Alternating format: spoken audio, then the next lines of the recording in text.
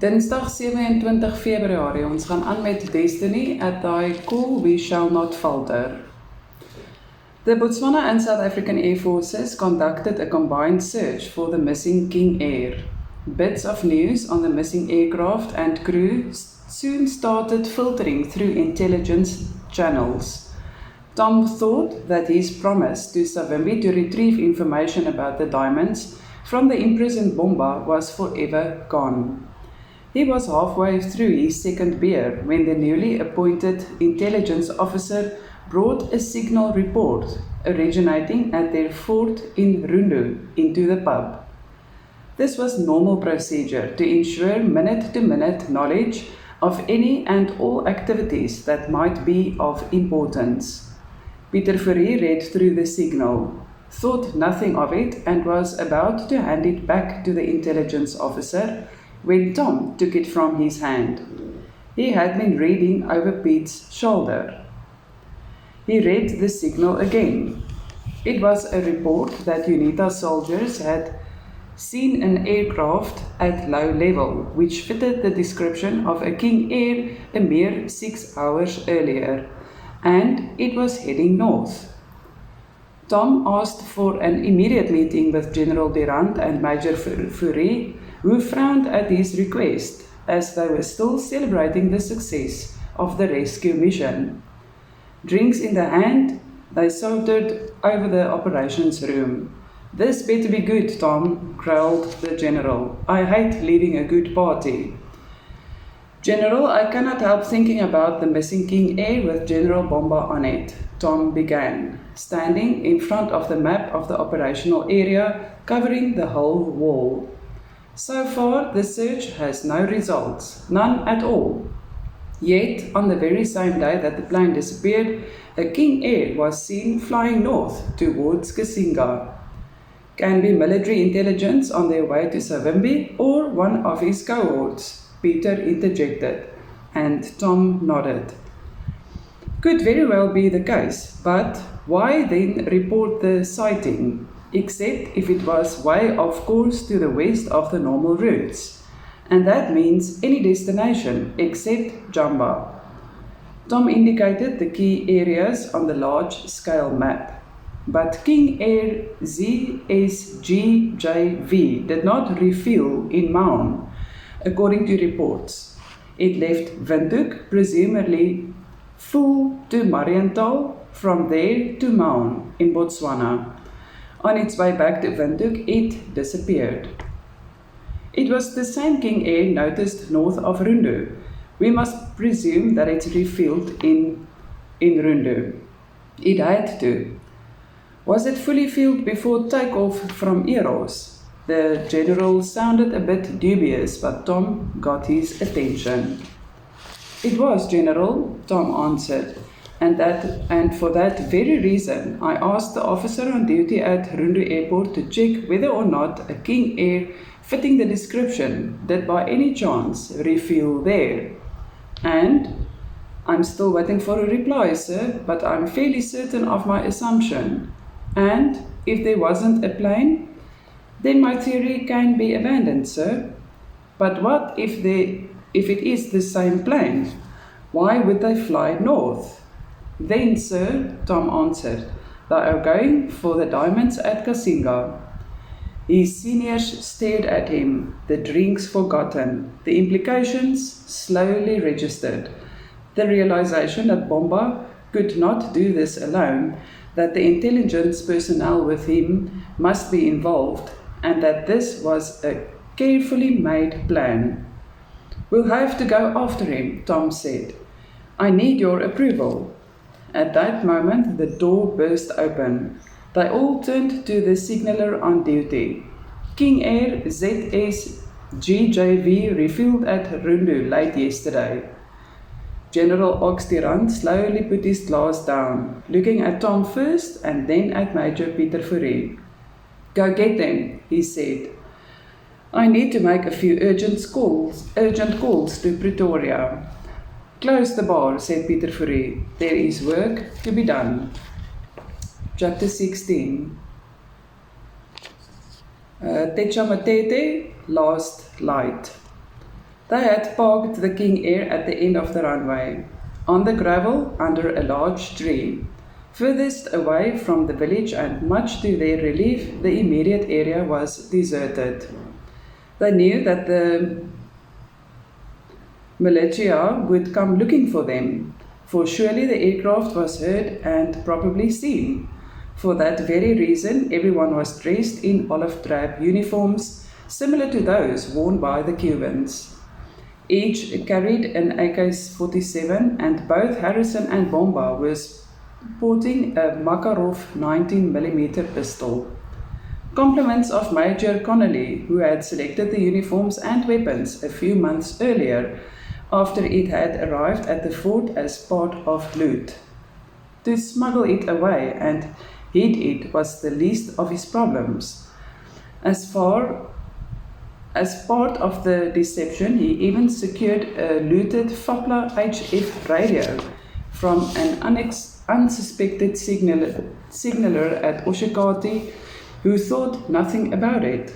Rekkies usually worked in foreign uniforms, using foreign equipment, and also supplied UNITA with all excess equipment looted during successful operations.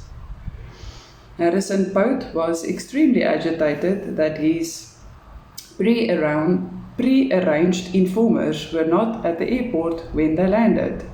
But, knowing the Angolans, he also realized that they would probably only arrive the next morning. The fact that the plane was early due to the change in plans at Maun, he couldn't expect them to arrive on time. But Mamba should be capable to smooth the militia, and the camp they had set up appeared to be Cuban. He believed that the deception could work.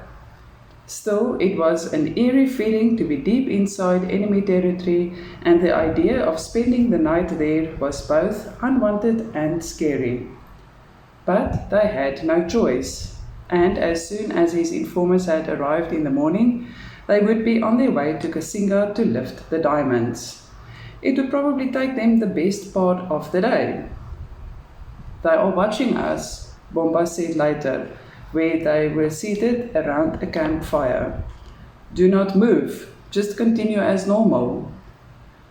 The militia men will soon approach if they are satisfied that we are not hostile.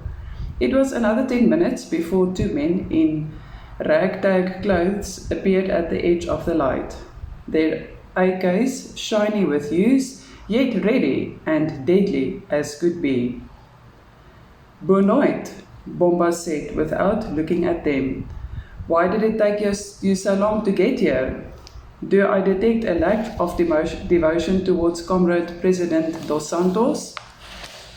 The militia was taken aback by the authority in Mamba's voice and hastily declared their undying loyalty, and at the same time blamed the roads as no fuel had arrived lately, and that as a result they had no serviceable vehicles.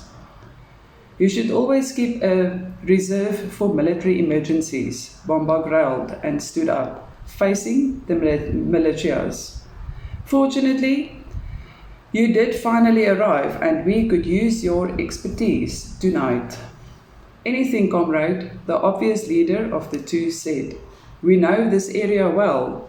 What do you wish from us? You must keep watch in the area around the airport. We do not wish to be disturbed by any unexpected visitors. My comrades and I, from the People's Republic of Cuba, need to conduct top-secret maneuvers, and we do not want anybody close to us. You think you can do that? It will be our delight, comrade. We shall ensure that you are safe and undisturbed tonight.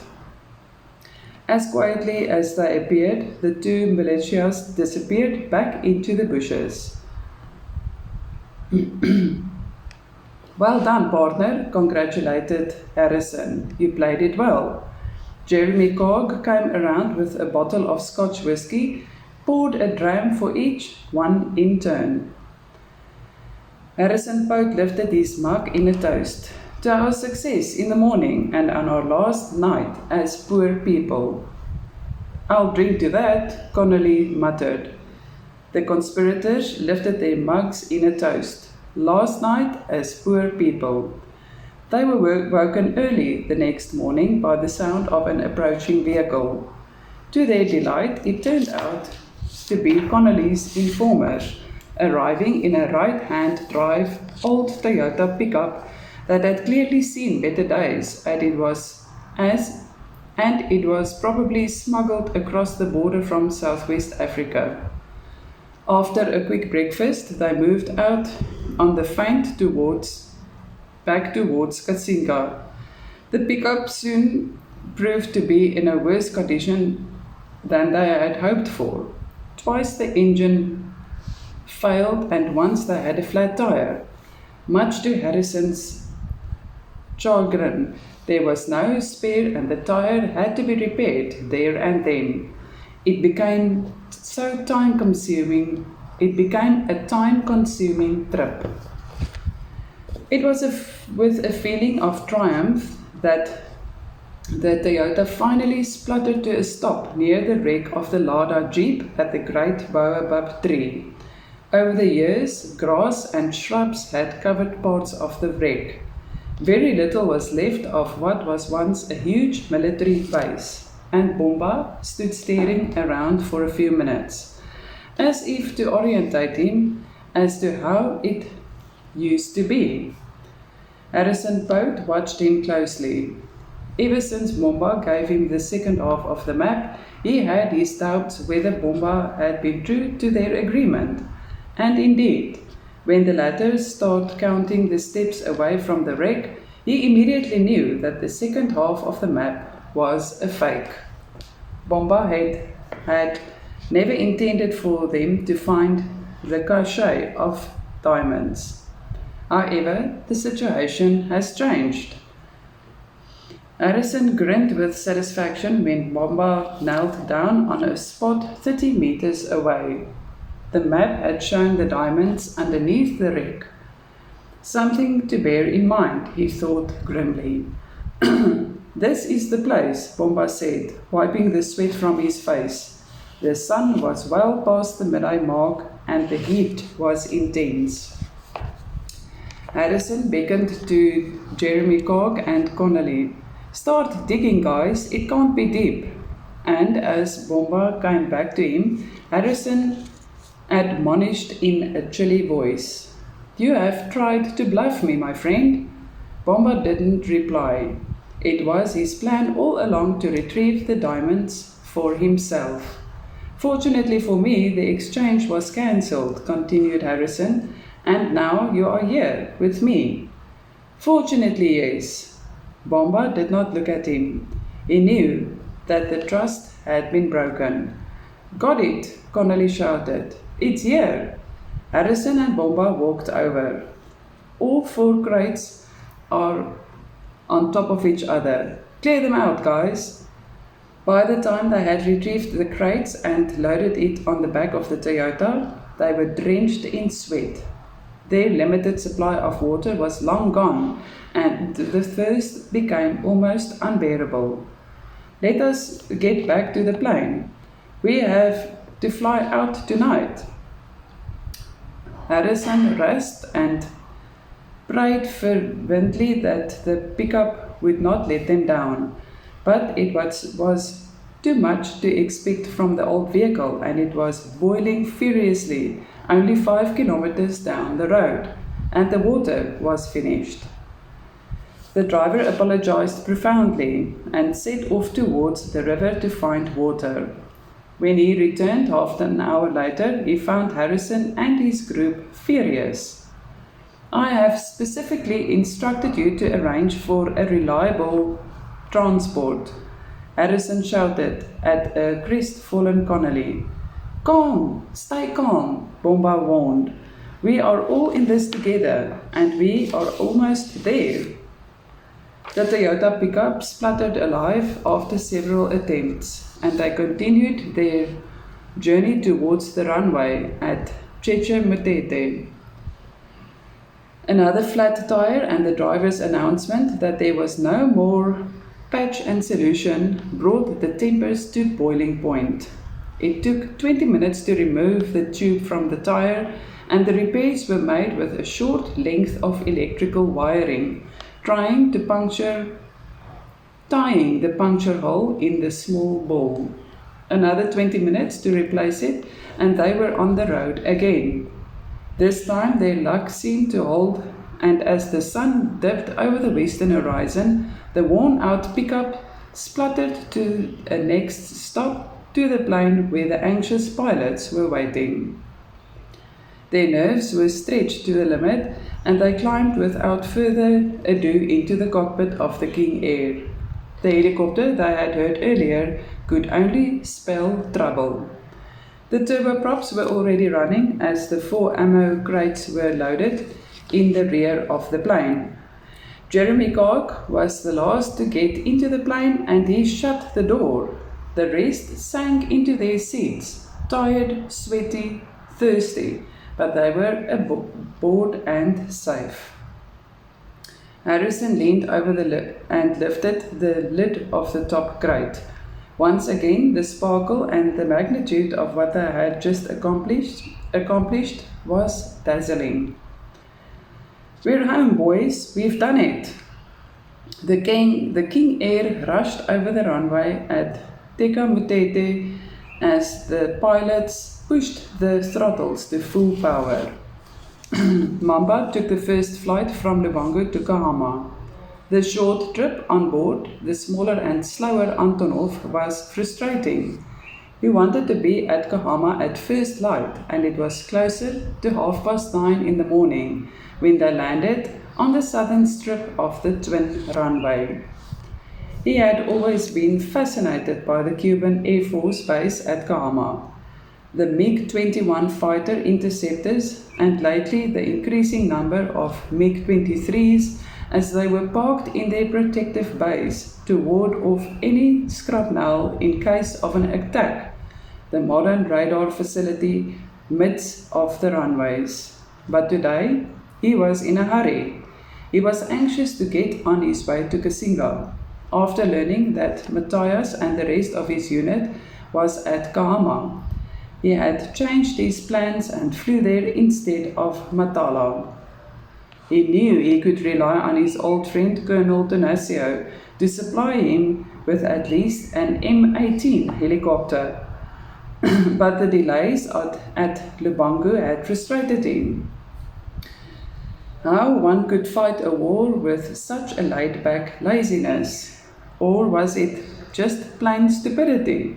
He had stopped himself just in time for assaulting the FAA officer who was eating his tin of sardines instead of refueling the transporter. But at Kahama, it was different. Controlled by the Cubans, everything ran like a well-oiled machine. Much to his relief, he found Colonel Donasio waiting for him at the operations bunker.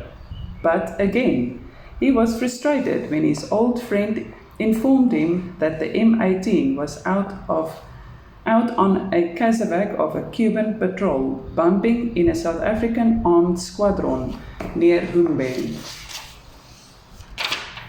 "But tell me about Gina," Donasio invited as they took their seats under the large Mupani tree.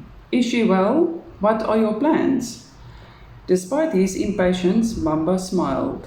"She is well and sends her regards, but most important, she is enjoying her work at the hospital at the Kwanzaa camp." Donasio nodded and winked. "And?" "Yes, the date is set for December 23rd. We have decided that we love each other enough to enter into holy matrimony." Gina's words. Mamba laughed.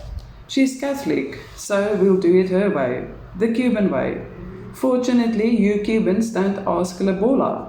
And I do not own any cows." Donasio laughed from deep in his stomach. "Yes, we Cubans are easy on marriage. If you don't like, you swap." In the distance, they could hear the approach of the helicopter, and Mamba got up. "Colonel, always good to talk to you, but we have to be on our way. It's already late. If the M18 could drop us off at Techa Mutete, I would be grateful. That is arranged, but only to Techa Mutete and then to Kulivai to refuel. Acceptable. I'll scrounge a vehicle at Techa Mutete to take us to Kasinga, but I need to inspect the runway first to see if it had been used lately. Tanasio nodded. Not all Swapo secrets were known to them, and if he was to know what this mission was about, Mamba would have informed him. In any case, he continued, call me on the normal operational frequency if you need any help that I can provide, or when I must arrange a pickup for you and your team. Thanks, Colonel, Mamba said and walked off towards the apron where he knew Matthias and the rest of the men would be waiting. Throughout his years in the bush, Mamba had survived on his instinct, that sixth sense that had warned him, and he had the unshakable feeling about Comrade General Bomba ever since his last meeting with Comrades Ambambu and Greenwell. He didn't argue the point, but want to ensure that the general indeed died in an aircraft crash, because what if he had conspired with his captors against his own people to extract the diamonds for their own benefit and fled to a neutral country afterwards? And there was no trace or evidence of an aircraft at Techamatete. He would accept it and continue with the search for the diamonds as planned. It was a joyous reunion with his men. Matthias grinned from ear to ear while they gripped hands, and all around were loud greetings as they slapped each other on the backs. Where are the rest? Mamba asked after the formalities. The smile disappeared from Matthias's face. We lost them during the contact 2 weeks ago, Comrade Mamba. 9 of us are all that is left of your unit of 15 men. How did it happen? We were ambushed by a large contingent of the Buffalo soldiers, fearless Angolan traitors. Immediately Mamba felt the anger boiling through him. If it was not Tango Mike, then it was the Buffalo soldiers. He shook his head sadly and wondered quietly how many more lives were to be lost in the endless struggle for freedom. And the mere thought of Tango Mike made him uneasy. He had no proof, but he could swear the mission against the Kwanzaa base was led by him. Why his ways always had to cross those of Tango Mike, he couldn't explain. All he knew was the one day he would have to kill him. All he knew was that one day he would have to kill him, or be killed by him. It was just after 3 in the afternoon when the M18 finally got airborne with Mamba and the 9 remaining members of the unit. They sat in the open doors, legs hanging out, and they enjoyed the fresh warm air during the flight.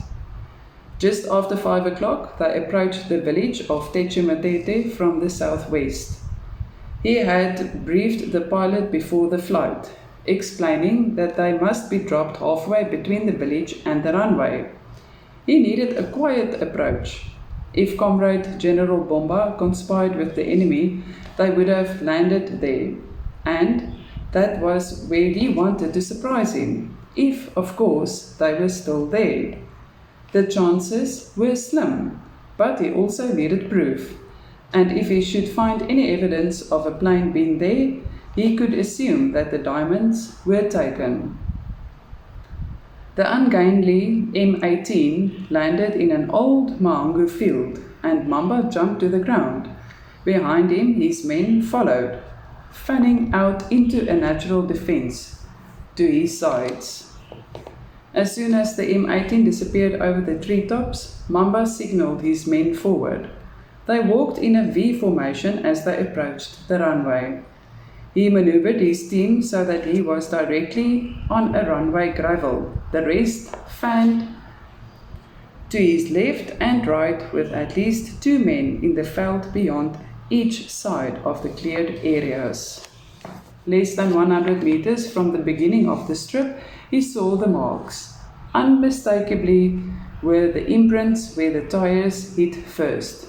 Then, 25 paces further, where it hit again and settled in 2 straight lines. So here was a plane, he mused to himself and stretched his legs. Maybe, just maybe. Then he heard the roar of engines, of fast spinning props, and he knew they were too late.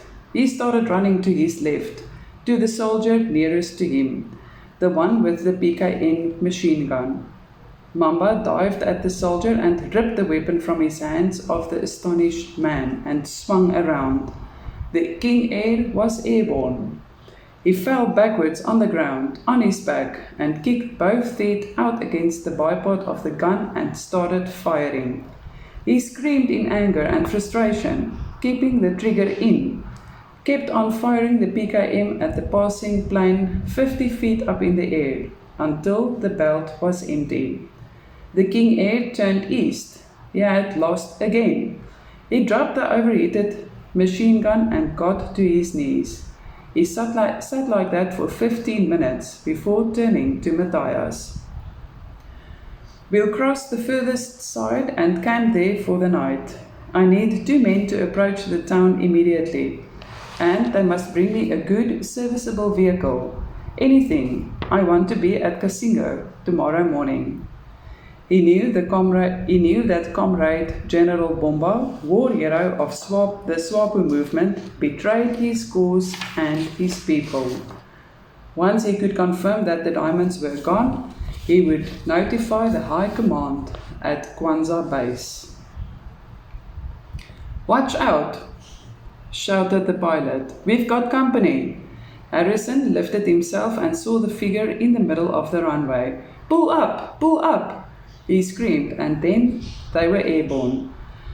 Thank God, he thought, and slumped back into his seat, just as the first burst of the PKM 7.62mm rounds ripped through the plane. The co-pilot took the brunt of the first rounds in his upper body and was thrown sideways in his seat, and from there the rounds stitched the side of the plane, diagonal upwards and to the rear. Connolly, who jumped to his feet at the first warning, was hit in the head. His brains and blood spattered against the cabin roof. There was a shocked silence in the aircraft except for the roar of the twin engines. The unexpected attack had stunned them, but the pilot, a veteran of both the Rhodesian and the Angolan Bush War, kept his cool and concentration. With his hands firmly on the controls, he turned the aircraft east. He knew that his friend and co-pilot was dead, so much more reason for him to keep thinking straight, to get the plane out of harm's way and to fly them to safety. Harrison was the first passenger to recover. "Get the co-pilot," he yelled at Jeremy Clark, who sat white-faced staring at the body. "Loosen his safety belt and drag him back here." Harrison saw immediately that there was nothing to be done. "Connolly," he called back, and then there was no reply. He turned to look and stopped in shock. His trusted cohort of many years would never answer him again. Mamba was covered in blood from the shot that took Connolly's life, but appeared unscathed. The pilot leaned forward to make an adjustment and felt the pain in his chest. He looked down and saw the blood staining his shirt and felt the wetness of blood pooling in his lap. "Harrison," he called. I think I need help. I've been hit." "What?" "I've been hit. Bring the medical bag." "Jeremy, the medic bag." Harrison knelt in a small aisle and cut the shirt away. The bullet had entered the chest of the pilot at an angle, under his right arm, and excited 20 millimeters to the left and below his right nipple. How are you feeling? He asked as he tore open a bomb bandage. Sore, the pilot grimaced as Harrison tried to wrap the bandage around his chest. Can you lean forward? I'll try. He gasped with pain but managed. Harrison bound the wound as best he could. Then he injected him with morphine. Can you get us to Bulawayo? I'll certainly try. Not feeling too bad at the moment, but give me water with lots of sugar. Jeremy, Harrison called. You hear him? I might need help, the pilot said, bleak in the face. Jeremy, Harrison commanded, get into the co-pilot seat and do as the man says. Jeremy Card was a lot thinner than Harrison, and he easily slipped into the co-pilot seat. The bloodied straps did not worry him, and he did not even notice it, because he was afraid. Afraid that the pilot might die on their hands while they were in the air, and what then? Outside it was dark. Night had arrived and the lights from the instrumental panel cast a ghostly glow in the cockpit. Jeremy felt his hands trembling slightly. The past hour was beyond comprehension, and definitely not part of their careful planning. He could see nothing but darkness outside. Even the King Air's navigational lights were turned off. He listened carefully to the pilot's explanations, trying to memorize the instructions, and noted with growing concern that the intervals between the explanations were increasing. The pilot was struggling to concentrate.